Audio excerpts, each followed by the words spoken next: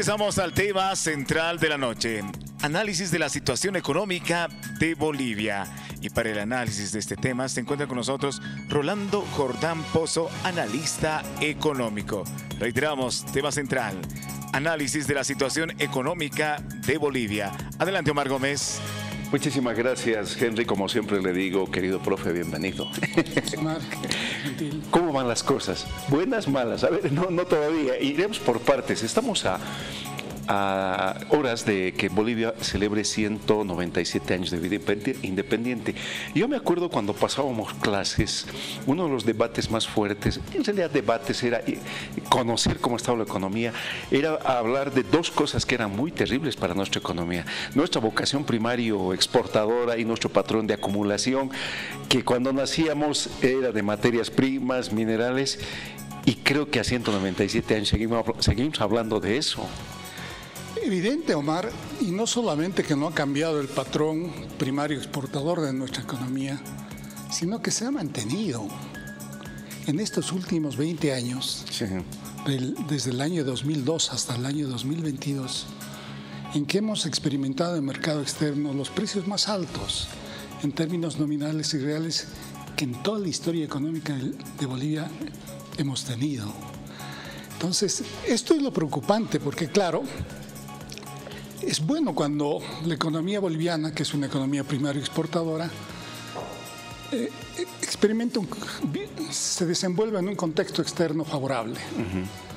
Porque junto con la exportación en valor mayor de nuestras materias primas, el Estado recibe más ingresos y puede, ¿no es cierto?, parcial o totalmente financiar el gasto público.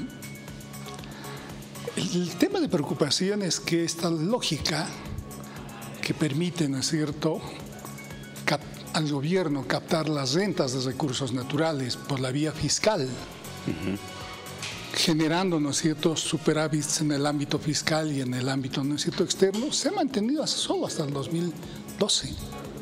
Del 2012 hacia adelante, pese a que los precios de las materias primas han seguido subiendo, hemos tenido por la dinámica, ¿no es cierto?, del crecimiento del gasto público, la aparición de un déficit fiscal que ha ido creciendo y ya es un problema. Sostenible. En este momento no es un problema que haga peligrar la estabilidad de precios, la estabilidad económica, porque hasta ahora este déficit fiscal está siendo financiado con la expansión del crédito dirigido al sector público, el crédito del Banco Central. No se están cumpliendo los programas monetarios, se están sobrepasando. Y ni duda cabe que en la gente todavía prevalecen expectativas, ¿no es cierto?, de baja inflación. Bolivia, siendo un país estructuralmente primario exportador, tiene que observar con mucho cuidado qué pasa con el contexto externo, qué es lo que está pasando en el mundo. No podemos vivir de espaldas al mundo. Claro. Y esto es lo que quiero precisamente abordar hoy día. Yo les decía, Bolivia ha experimentado precios en ascenso y altos en estos últimos 20 años, es para sus materias primas. Hemos llegado a precios extraordinariamente altos. Los precios, por ejemplo, de los minerales y del gas y del petróleo han ido subiendo aún en el periodo, ¿no es cierto?, de pandemia, de paralización de la economía mundial. Y lo que es más preocupante, ¿no es cierto?, es que estos precios han continuado subiendo a pesar de que en los últimos 2 años el crecimiento de la economía china, que es el principal demandante de materias primas, ¿no es cierto?, en el mundo, ha ido bajando y ha llegado a sus niveles mínimos. Entonces, la pregunta es obvia, ¿no es cierto? ¿Cómo pueden estar creciendo los precios de las materias primas al margen de la paralización de la economía mundial por efecto de la pandemia, al margen de la caída en la demanda producto de la recesión en China y el inicio de la recesión en Estados Unidos y Europa? ¿El capital financiero se ha migrado ahí, el especulativo? Lo que pasa es lo que yo vengo sosteniendo hace mucho tiempo. Desde el año 1990 se ha ido postergando la emergencia de una gran recesión en la economía mundial, tanto en Estados Unidos como en Europa, a partir de políticas monetarias y fiscales expansivas. Es decir, la política de emisión de dinero. Harto dinero. Yo quisiera mostrar un gráfico donde justamente se muestra el crecimiento de la masa monetaria en los Estados Unidos como porcentaje del PIB. El primer gráfico, por favor. A ver, vamos a pedirles que nos muestren, por favor, en realización ese primer gráfico que teníamos. Les vamos a pedir. Pero esto es lo que nos muestra que está expandiendo, ¿no? Claro, lo preocupante es que el crecimiento de los precios de las materias primas tenía como sustento una demanda especulativa. Ahí tenemos precisamente la imagen. Ahí está, fíjense ustedes. No se ve muy bien. Sí. Pero La curva negra sí, refleja la trayectoria de los precios de las materias primas que Bolivia exporta. Sí. Si ustedes se fijan, hay una tendencia hacia el alza justamente hasta el año 2021. El año 2022, hasta junio, los precios tienden una corrección hacia la baja. La pregunta es, fíjense ustedes, ¿cómo puede explicarse que los precios hayan subido en plena pandemia, año 2019-2020? ¿Cómo puede explicarse que hayan seguido creciendo el año 2021 cuando la economía china se viene abajo? Sí. Y la explicación está en la segunda curva que no se ve con mucha claridad. La roja. No, la otra, la moradita. La moradita. Sí. Como se puede ver, esta curva refleja Sí. la masa monetaria como porcentaje del PIB en los Estados Unidos. Y como se puede observar desde el año 2012, ese porcentaje de masa monetaria sobre el PIB ha ido subiendo de una manera moderada pero consistente hasta el año 2019 y 20. Y después se dispara. Y a partir del 20 se dispara hacia arriba hasta el 2021, en realidad hasta los primeros meses del 2022. Esta expansión de la oferta monetaria en Estados Unidos no ha generado inflación, porque el dólar obviamente es la moneda, ¿no es cierto?, de curso legal en el comercio internacional. Pero la desesperación de los Estados Unidos en el último tiempo por sacar así fuerte, por eso es que está elevando sustantivamente sus tasas de interés. Lo que ha pasado justamente es que a partir del tercer mes de este año, del año 2022, esta expansión de la oferta monetaria ha empezado a generar presiones inflacionarias. Exacto. Y la inflación en los Estados Unidos ha subido hasta casi el 10%. Sí, casi el 10%. Se esperan los datos, ¿no es cierto?, a julio, y se espera que la inflación en Estados Unidos va a llegar a 2 dígitos, que representa una inflación equivalente, similar a la que experimentó Estados Unidos en los años 70, ¿no?, con los efectos de la crisis de la guerra de Vietnam, la crisis petrolera, etcétera, sobre la economía norteamericana. Entonces, ¿qué es lo que muestra este cuadro? Obviamente, la expansión de la oferta monetaria en Estados Unidos ha sido brutal, especialmente desde el año 2019 adelante, para enfrentar la emergencia de la crisis sanitaria, COVID-19 y obviamente los objetivos de política que tenían de evitar la recesión. Sin embargo, en estos años hemos tenido ya presiones inflacionarias y altas, y esto es lo que muestra que esta tendencia hacia el alza en la oferta monetaria, que ha venido alimentando la demanda especulativa por materias primas, muestra una correlación perfecta entre la expansión de la oferta monetaria y el crecimiento de los precios de las materias primas. El año 2022, a partir justamente del mes de abril, hay un cambio fundamental, hay un punto de quiebre en la política económica de los Estados Unidos y de Europa. De políticas monetarias expansivas se pasa a políticas monetarias contractivas. ¿Qué quiere decir? Hemos pasado de una tasa de interés casi cero a tasas de interés crecientes. En este momento estamos en 1,5% de tasa de interés en los bonos, ¿no es cierto?, federales de Estados Unidos.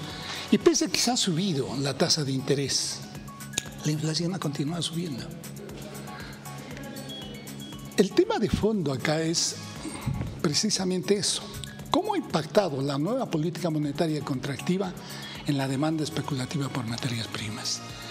¿Cómo se refleja la expansión monetaria en la demanda especulativa por materias primas? A través de la política de regulación de precios que los especuladores financieros ejercitan en los mercados. ¿En qué consiste esto? En que cuando el dinero es barato o gratuito, tasas de interés del 0,25%, tú puedes darte el lujo de acumular stocks sin costo financiero y provocar alzas especulativas en los precios, generando escasez artificial para, ¿no es cierto?, hacer ganancias especulativas, por un lado. Y por otro lado, se han multiplicado pues las actividades en el mercado secundario de futuros, que se han multiplicado en relación a los valores que se registran en el sector real. El sector de mercados de derivativos, donde no se transan ya mercancías físicas, sino valores, se ha multiplicado en varias veces. ¿Qué significa esto? Que la economía, pues, mundial y en general los precios están artificialmente altos y no pueden continuar creciendo, y el punto de quiebre es justamente abril de este año. Pero es decir, en tu criterio, ¿vamos a llegar a algún momentito donde esto va a ser terrible? Lo que pasa es que la pregunta es cómo se pueden sostener estos precios artificialmente altos en presencia de un dinero caro. Complicado, ¿no? Obviamente, lo que está ocurriendo y ha pasado ya en el mes de julio y en el mes de agosto, en el mes de junio y en el mes de julio, los especuladores han venido y se están deshaciendo de sus stocks y los están vendiendo en el mercado. Y esto ha provocado justamente esa caída, ¿no es cierto?, en los precios, que es realmente muy fuerte. Esta caída, por tanto, no es coyuntural, es estructural. Terrible. Y eso da pie a que entremos a Bolivia. Ahora entramos a Bolivia, obviamente. La pregunta es, no hay duda que la economía boliviana se ha sostenido en un ambiente y un contexto externo de precios altos, lo que ha permitido, ni duda cabe, ¿no es cierto?, a acumular reservas internacionales netas muy altas hasta el año 2012, lo que ha permitido además generar superávit fiscal hasta el año 2014 y este último tiempo también ha tenido superávit. No, estamos en déficit. Externa. Estamos hablando del sector fiscal. El déficit está subiendo. El 7-8%, ¿no? Claro. Ahora, el tema es ¿qué hemos hecho con las rentas de recursos generados por los precios altos? Evidentemente, debido a la filosofía económica de los gobiernos de izquierda y de derecha, que yo llamo populistas de derecha y de izquierda, se ha priorizado el uso de las rentas de recursos en el consumo, en subsidiar los precios para mantener bajos la inflación y para subsidiar los precios, ¿no es cierto?, de la canasta familiar.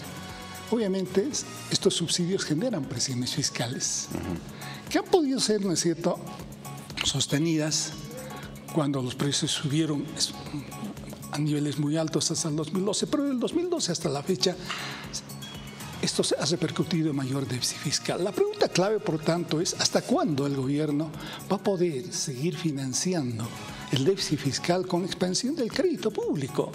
¿En qué momento se va a ver obligado a emitir dinero para financiar el déficit? Porque bajar el gasto público no va a poder eliminar el régimen de subsidios. Uno de los orgullos de nuestro país en este momento, entre comillas, es que tenemos la inflación más baja. Es una inflación más baja porque tenemos, ¿no es cierto?, destinado gran parte de las rentas de recursos en el subsidio de todos los productos nacionales y también importados, fundamentalmente importados, y porque tenemos un tipo de cambio, ¿no es cierto?, nacional sobrevaluado y fijo. Entonces, hemos vivido entonces en la economía boliviana, en un contexto externo favorable, en una especie de burbuja de bienestar, pero que es insostenible en el tiempo porque la época de buenos precios se ha acabado. Y lo que viene es un ajuste hacia abajo brusco que puede llevarnos a vivir la realidad bruscamente. El ejemplo de lo que te estoy diciendo es lo que está pasando, ¿no es cierto?, con las exportaciones de gas y las importaciones, ¿no es cierto?, de combustibles que Bolivia no produce, como son el diésel, ¿no es cierto?, y la gasolina. Pues hasta el año pasado, más o menos, habían un nivel de exportaciones de gas superiores a las importaciones. Este año hay un déficit. Es decir, se está importando más de lo que se exporta en gas. Y esto obviamente genera presiones sobre el nivel de las reservas internacionales netas, que han venido cayendo sistemáticamente. Los niveles de reservas internacionales netas ya no pueden ser manejados porque no hay margen de liquidez para poder seguir sosteniendo y financiando, ¿no es cierto?, el déficit.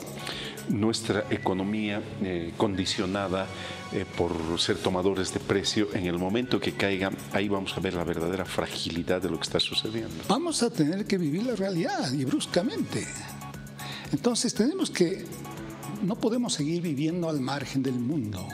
Tenemos que abrir los ojos y la mente a lo que está pasando en el mundo. Y en el mundo estamos viviendo un cambio muy profundo. Hemos entrado en el mundo, en Estados Unidos y Europa, a un proceso de recesión con inflación, a una crisis de desinflación. Debido justamente a estas políticas monetarias restrictivas, es decir, esto significa, ¿no es cierto?, que no se pueden seguir sosteniendo la demanda especulativa por las materias primas. No se pueden seguir sosteniendo los altos precios de las materias. Es más, los stocks que se han acumulado para sostener estos precios ahora están siendo lanzados al mercado. La pregunta es, ¿cómo se va a dar el proceso de corrección a la baja en los precios de las materias primas? ¿Se va a dar de manera brusca, que yo creo tiene mayores posibilidades, o se va a dar a través de un aterrizaje suave? Si es brusco, vamos a experimentar dificultades muy serias y muy pronto. Eso es lo que preocupa. Entonces, no creo que sea buena política decir nos va bien y nos va a ir bien, cerrando los ojos ante la realidad económica internacional. Creo que hay que empezar a ver con realismo y empezar a hacer ajustes. Sin embargo, he tenido la posibilidad de recibir la visita de algunos viceministros y no la miran así. Eso es lo que yo llamo la atención. Yo solicito y pido encarecidamente que tengan una mirada mucho más flexible y abierta a lo que está pasando en el mundo y a las perspectivas del mercado externo, porque Bolivia es una economía abierta, que de primario exportador depende de las materias primas que exporta. Esto está en el marco, la crisis externa, para después volverla a articular con la crisis, con la economía boliviana. Desde hace tiempo hablábamos de que ese mercado financiero es tan alucinantemente grande frente a la economía real que en algún momento tiene que comenzar a quemarse. Ha llegado el momento. Los marxistas, por ejemplo, nos dicen, ha llegado a tal nivel la fiebre especulativo-financiera que por cada acción que se cotiza en los mercados bursátiles, por el valor de cada acción, equivale a 5 o 7 veces lo que se ha creado, ¿no es cierto?, en términos reales. Los marxistas en sus términos nos dicen, ¿no es cierto?, los mercados financieros están demandando un nivel de plusvalía 7 veces más de lo que se ha creado en el sector real.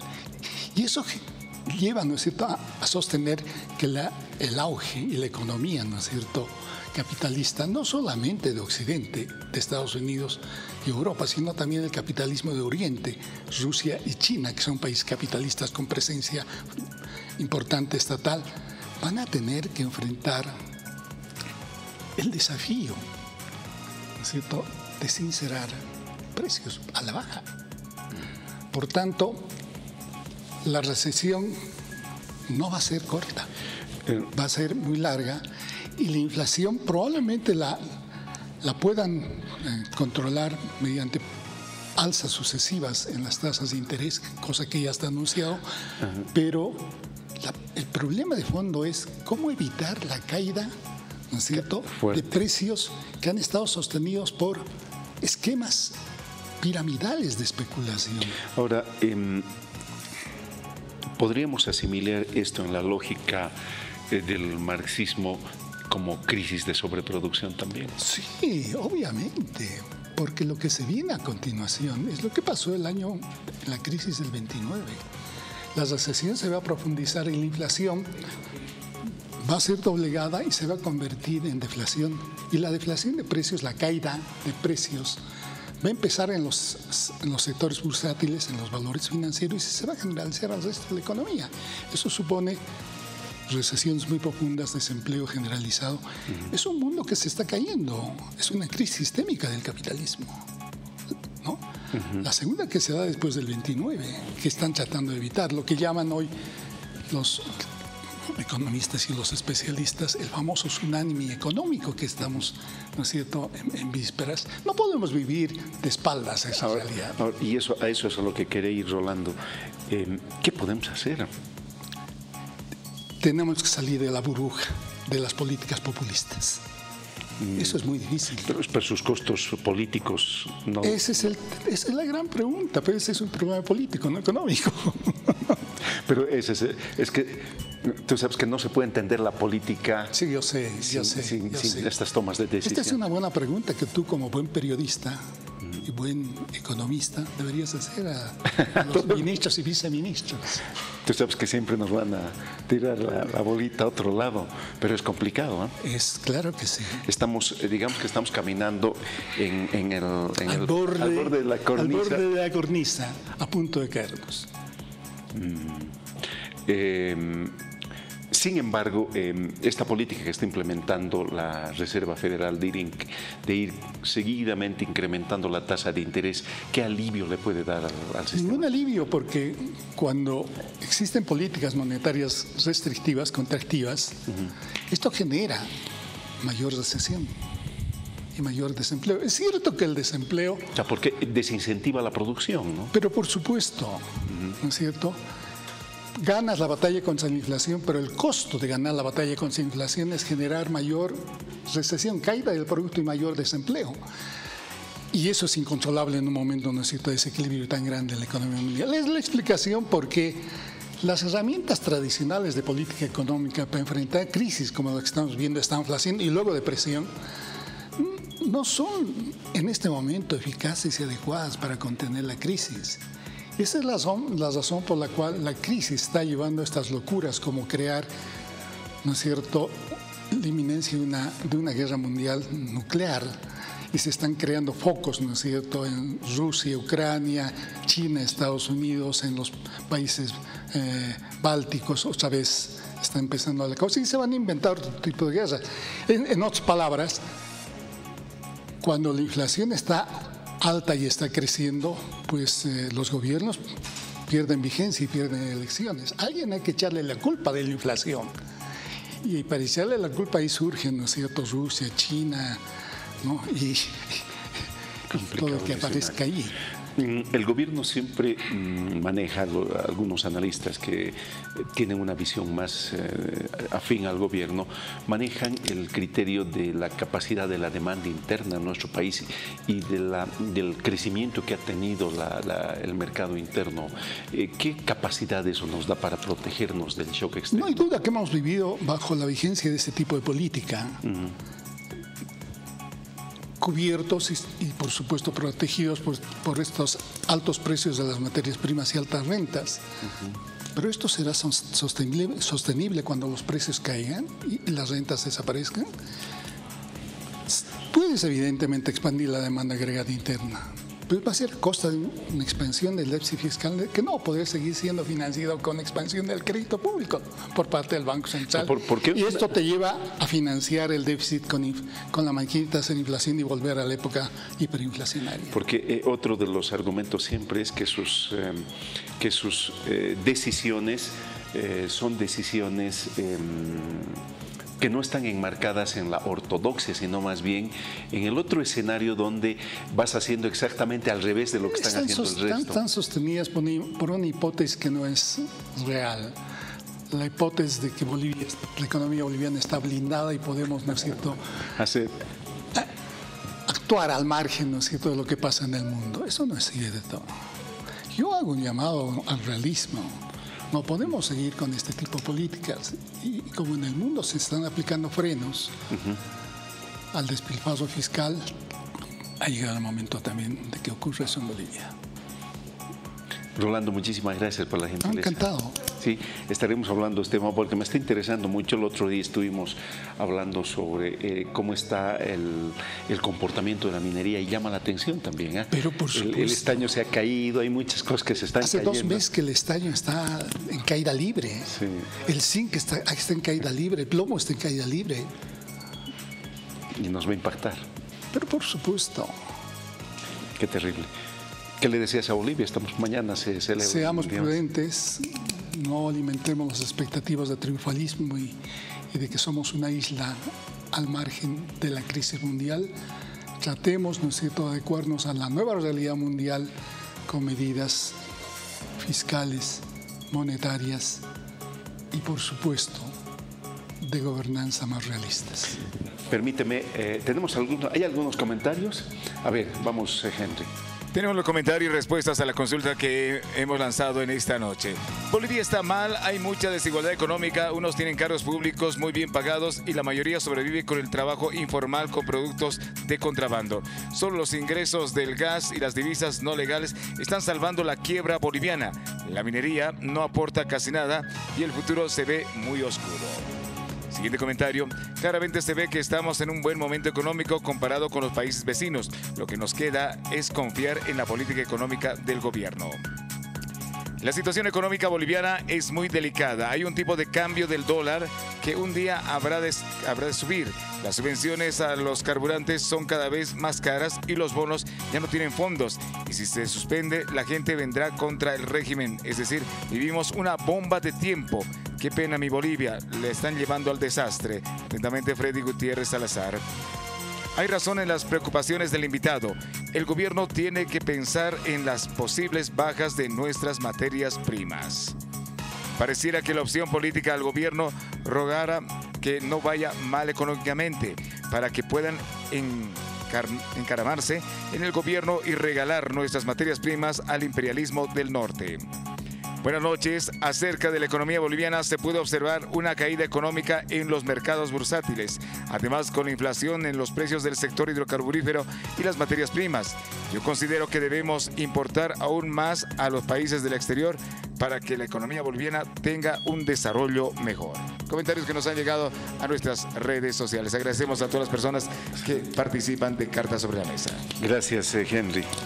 ¿Algún comentario que te merezca los criterios?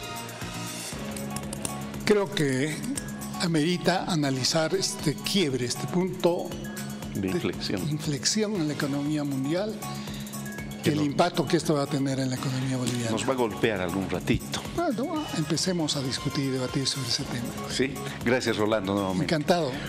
Henry, vamos a ir contigo, ya estamos en la recta final de nuestra Carta sobre la Mesa.